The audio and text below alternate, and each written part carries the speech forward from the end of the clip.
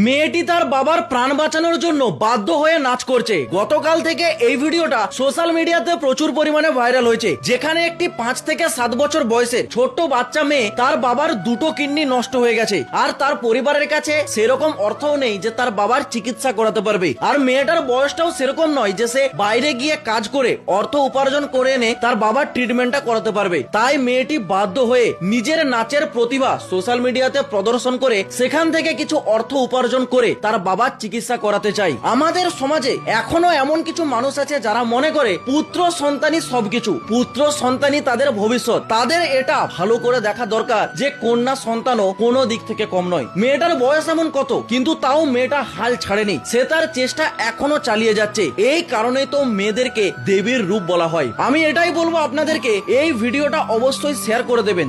দাদা, তুমি যা বলেছ সবই ঠিক বলেছ, কিন্তু মেয়েটা ফায়দার জন্য তুমি কিছুই বলো নাই।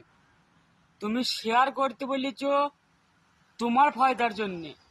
যদি এই ভিডিওটাতে মেয়েটার পেজটা একটু মেনশন করে দিতেন তাহলে ঠিক ছিল। এখানে ভাই গদ্দারি হয়ে গেল।